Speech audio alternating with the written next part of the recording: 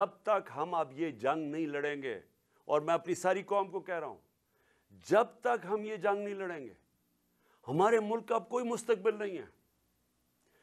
اللہ نے ہمارے اوپر ایک چیلنج دے دیا ہے کہ اگر تمہیں پاکستانیوں اپنے آپ کو بچانا ہے تو انصاف قائم کرو۔ اور انصاف کیا ہے؟ انصاف کا مطلب یہ ہے کہ قانون کے اوپر کوئی نہیں ہے۔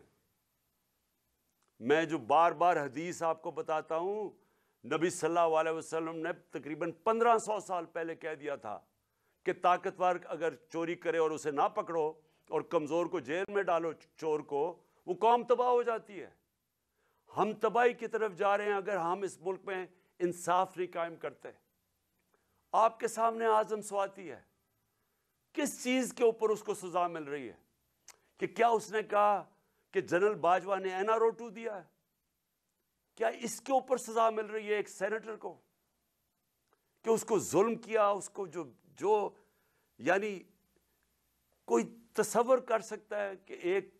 75 سالہ آدمی، ایک معتبر، ایک شہری جس نے باہر پیسے بنا کے پاکستان آیا ہے، اپنی انویسٹمنٹ کی ہے، اس سے جس طرح انہوں نے مارا بچوں کے پوتوں کے سامنے، اور پھر اس کو جو ننگا کیا، پھر اس کی بیوی کے سامنے گندی ویڈیو ڈالی،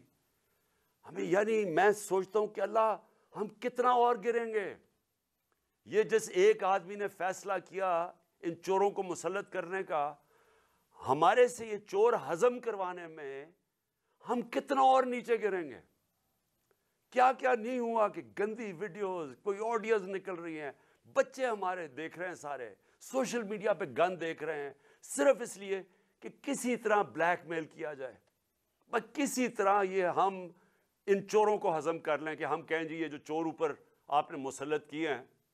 جو کہ جنہوں نے 30 سال سے ملک کو لوٹ رہے ہیں،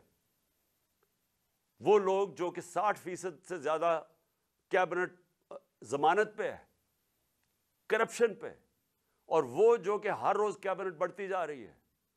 ایک طرف ان کے اوپر